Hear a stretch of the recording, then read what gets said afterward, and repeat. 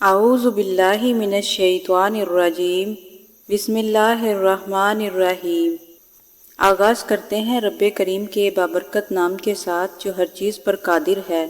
تمام دیکھنے اور سننے والوں کو السلام علیکم۔ ہماری آج کی ویڈیو واقعہ افک کے بارے میں ہے۔ واقعہ افک کیا ہے اور یہ کب پیش آیا؟ حضرت عائشہ صدیقہ رضی اللہ تعالی عنہا پر تہمت کس نے لگائی اور پھر اللہ تعالیٰ نے حضرت عائشہ صدیقہ کو کس طرح پاک دامن ثابت کیا؟ آج کی ویڈیو میں ہم آپ کو مکمل تفصیل سے آگاہ کریں گے۔ ویڈیو کا آغاز کرنے سے پہلے آپ سے درخواست ہے، اگر آپ نے ہماری چینل کو سبسکرائب نہیں کیا تو ہمارے چینل کو ضرور سبسکرائب کر لیں تاکہ ہماری تمام تر ویڈیوز کا نوٹیفیکیشن آپ کو ملتا رہے۔ رحمت عالم صلی اللہ علیہ وآلہ وسلم جب غزوہ بنی مستلق سے واپس ہوئے تو مدینہ کے قریب ایک منزل پر ٹھہرے۔ حضرت عائشہ صدیقہ بھی اس سفر میں آپ کے ساتھ شریک تھی۔ چنانچہ حضرت عائشہ صدیقہ رضی اللہ تعالی عنہا رفع حاجت کے لیے میدان میں گئی ہوئی تھی۔ جب فارغ ہو کر واپس آئی تو دیکھا کہ ان کے گلے میں موتیوں کا ہار موجود نہیں تھا، وہ ٹوٹ کر وہیں کہیں گر گیا تھا۔ آپ ہار کی تلاش میں واپس گئیں اور ہار کو ڈھونڈتے ڈھونڈتے دیر ہو گئی۔ جب آپ واپس آئی تو دیکھا کہ قافلہ کوچ کر چکا تھا۔ آپ اسی جگہ پر چادر لپیٹ کر لیٹ گئی اور خیال کیا کہ جب لوگ مجھے منزل پر نہ پائیں گے تو آخر میری تلاش میں واپس ضرور آئیں گے۔ رات کچھ باقی تھی اور آپ کو نیند آ گئی۔ ایک صحابی صفوان بن معطل فوج کے پیچھے تھے۔ ان کی یہ ڈیوٹی لگائی گئی تھی کہ لشکر کے پیچھے رہیں اور اگر کوئی گری پڑی چیز ملے یا بھولا بچھڑا آدمی ہو تو اس کو ساتھ لیتے آئیں۔ جب ان کی نظر عائشہ صدیقہ رضی اللہ تعالی عنہا پر پڑی تو انہوں نے کہا انا للہ و انا الیہ راجعون کہ یہ تو حرم رسول صلی اللہ علیہ وآلہ وسلم ہیں، کیونکہ آیت الحجاب کے نزول سے قبل انہوں نے حضرت عائشہ صدیقہ رضی اللہ تعالی عنہا کو دیکھا ہوا تھا۔ استر جاہ کی آواز سے ام المومنین کی آنکھ کھل گئی۔ صفوان رضی اللہ تعالی عنہ نے اونٹ قریب کیا اور پیچھے ہٹ کر کہا اونٹ پر سوار ہو جائیے۔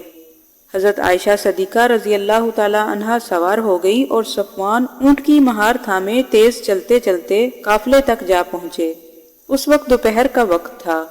حضرت عائشہ صدیقہ رضی اللہ تعالی عنہا فرماتی ہیں کہ اس کے بعد ہلاک ہونے والے مجھ پر افطرا بندی کر کے ہلاک ہو گئے اور منافقوں کا سردار عبداللہ بن ابی اس طوفان کا بانی تھا۔ حضرت عائشہ صدیقہ رضی اللہ تعالی عنہا فرماتی ہیں مدینہ پہنچ کر میں مہینہ بھر بیمار رہی۔ لوگ افطرا بندی کی باتوں کا چرچا کرتے رہے لیکن مجھے ابھی تک اس طوفان انگیزی کا علم نہ تھا۔ البتہ بیماری کی حالت میں مجھے شک ضرور گزرا تھا، کیونکہ جو لطف و کرم میں نے گزشتہ بیماریوں میں رسول صلی اللہ علیہ وآلہ وسلم سے دیکھا تھا وہ اس بیماری میں نظر نہیں آتا تھا۔ آپ صلی اللہ علیہ وآلہ وسلم تشریف لاتے اور صرف سلام کے بعد اتنا پوچھتے کہ تمہاری طبیعت کیسی ہے، یہ پوچھ کر واپس چلے جاتے۔ حضرت عائشہ صدیقہ رضی اللہ تعالی عنہا فرماتی ہیں کہ حضور صلی اللہ علیہ وآلہ وسلم تشریف لائے، آپ نے سلام کیا اور حال پوچھا۔ میں نے درخواست کی اگر اجازت ہو تو میں اپنے والدین کے گھر چلی جاؤں۔ حضور صلی اللہ علیہ وآلہ وسلم نے اجازت دے دی اور میں والدین کے گھر آ گئی۔ میں نے اپنی والدہ سے پوچھا کہ یہ کیا قصہ ہے تو والدہ نے کہا کہ پیاری بیٹی تمہیں گھبرانا نہیں چاہیے، خدا کی قسم اکثر ایسا ہوتا ہے جو عورت خوبصورت اور اپنے خاوند کی چہیتی ہو اس کے پیچھے ایسی باتیں لگا ہی کرتی ہیں۔ حضرت عائشہ صدیقہ رضی اللہ تعالی عنہا کہتی ہیں پھر تو میں بے اختیار رونے لگی اور ساری رات روتے روتے گزر گئی۔ صبح ہوئی تو رسول صلی اللہ علیہ وآلہ وسلم نے حضرت علی رضی اللہ تعالی عنہ اور حضرت اسامہ رضی اللہ تعالی عنہ کو بلایا، کیونکہ وحی کے آنے میں توقف ہو گیا تھا۔ آپ صلی اللہ علیہ وآلہ وسلم نے دونوں حضرات سے میرے متعلق پوچھ گچھ کی اور مزید تحقیق گھر کی ملازمہ بریرہ سے کی۔ بریرہ سے پوچھا تو انہوں نے کہا کہ خدا کی قسم جس نے آپ صلی اللہ علیہ وآلہ وسلم کو سچا رسول بنا کر بھیجا ہے، میں نے آج تک عائشہ میں کوئی بات اس قسم کی نہیں دیکھی۔ حضرت عائشہ صدیقہ رضی اللہ تعالی عنہا کہتی ہیں میں مارے غم کے روتی رہی، نہ تو مجھے نیند آئی اور نہ ہی آنسو رکتے تھے۔ اسی اثنا میں زارو قطار رو رہی تھی کہ رسول صلی اللہ علیہ وآلہ وسلم میرے پاس تشریف لے آئے آپ صلی اللہ علیہ وآلہ وسلم سلام کر کے میرے پاس بیٹھ گئے۔ حضور صلی اللہ علیہ وآلہ وسلم کو 1 مہینہ تک میرے متعلق کوئی وحی نہ ہوئی تھی۔ آپ نے کلمہ شہادت پڑھا اور خدا کی حمد و ثنا کے بعد فرمایا، عائشہ میں نے تیرے متعلق ایسی ایسی باتیں سنی ہیں، اگر تو گناہ سے پاک ہے تو عنقریب خدا تیری پاک دامنی بیان کر دے گا، اور اگر تو گناہ سے آلودہ ہو چکی ہے تو اللہ سے استغفار کر اور اس سے معافی مانگ۔ سنو، جب بندہ اپنے گناہ کا اقرار کرتا ہے تو پھر اس کی طرف جھکتا ہے اور اللہ اس کی توبہ قبول کر لیتا ہے۔ عائشہ اللہ سے ڈر، تو بھی آخر آدم کی بیٹیوں میں سے ہے، اگر تجھ سے کوئی خطا ہو گئی ہے تو توبہ کر لے۔ حضرت عائشہ صدیقہ رضی اللہ تعالی عنہا کہتی ہیں، میں نے اپنے والد کو کہا کہ آپ حضور صلی اللہ علیہ وآلہ وسلم سے بات کیجئے۔ وہ کہنے لگے، خدا کی قسم میں نہیں جانتا کہ حضور کے ساتھ میں کیا بات کروں۔ پھر میں نے والدہ سے کہا، وہ بھی یہی کہنے لگی۔ پھر میں نے کہا کہ میرے لیے صبر ہی بہتر ہے، اور جو کچھ تم بیان کرتے ہو اس میں خدا تعالیٰ سے مدد کی طلبگار ہوں۔ یہ کہہ کر میں اپنے بستر پر جا کر لیٹ گئی۔ باخدا مجھے اپنی برات کا یقین تو تھا، اور یہ بھی یقین تھا کہ خدا تعالیٰ مجھے اس الزام سے بری فرما دے گا، لیکن اس بات کا مجھے خواب و خیال تک نہ تھا کہ خدا تعالیٰ میرے حق میں قرآن کریم میں آیتیں نازل کر دے گا جو قیامت تک نمازوں میں پڑھی جائیں گی۔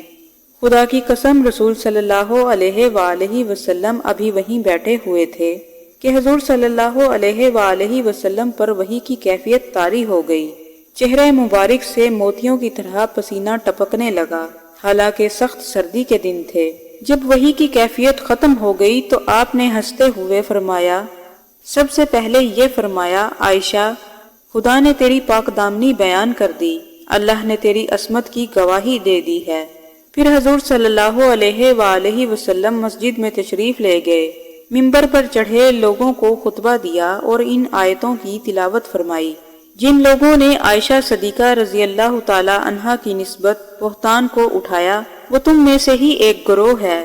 تم اس طوفان کو اپنے حق میں برا نہ سمجھو، بلکہ یہ تمہارے حق میں بہتر ہے۔ سچے مسلمان اور منافق پہچانے گئے۔ ان بہتان بازوں میں سے ہر ایک اتنا ہی گناہ گار ہے جتنا کسی نے اس میں حصہ لیا، اور جس نے اس میں طوفان کا جتنا حصہ لیا اس کو اتنی ہی سزا ہوگی۔ مسلمانوں، جب تم نے یہ طوفان کی خبر سنی تو تم نے اپنوں پر نیک ظن رکھتے ہوئے کیوں نہ کہہ دیا کہ یہ سرہن جھوٹ ہے۔ یہ بہتان باز اگر سچے تھے تو اپنے بیان کے ثبوت کے طور پر 4 گواہ کیوں نہ لا سکے؟ جب گواہ نہ لا سکے تو خدا کے نزدیک وہ یقیناً جھوٹے ہیں۔ مسلمانوں، اگر دنیا اور آخرت میں تم پر خدا کا فضل و کرم نہ ہوتا تو جس بہتان میں تم اوندھے منہ گرے تھے اس پر تمہیں بڑی سزا ملنی تھی۔ تم اپنی زبانوں سے حضرت عائشہ رضی اللہ تعالی عنہا کے بہتان کو بیان کر رہے تھے، اور وہ بات کہہ رہے تھے جس کی تمہیں مطلق خبر تک نہ تھی۔ تم تو اسے ہلکی بات سمجھ رہے تھے، لیکن خدا کے نزدیک بہت بڑی بات تھی۔ اور جب تم نے حضرت عائشہ صدیقہ پر تہمت کی بات سنی تھی تو سنتے ہی کیوں نہ بول اٹھے کہ ہم کو ایسی بات منہ سے نہیں نکالنی چاہیے۔ حاشا و کلا، یہ تو بڑا بھاری بہتان ہے۔ خدا تمہیں نصیحت کرتا ہے، اگر سچے ایماندار ہو تو پھر یہ حرکت کبھی نہ کرنا۔ اور اللہ تعالیٰ اپنے احکام بطور قانون بیان کرتا ہے، اور اللہ علم والا اور حکمت والا ہے۔ سن رکھو، جو لوگ یہ چاہتے ہیں کہ مسلمانوں میں تہمت کے چرچے ہوں، ان کے لیے دنیا میں سزا ہے اور آخرت میں دردناک عذاب ہے، اور اللہ جانتا ہے اور تم نہیں جانتے۔ اور اگر تم پر اللہ کا فضل و کرم نہ ہوتا تو تم حضرت عائشہ صدیقہ رضی اللہ تعالی عنہا پر بہتان جوڑنے کے سبب ہلاک ہو گئے ہوتے، اور اللہ بڑی شفقت والا مہربان ہے۔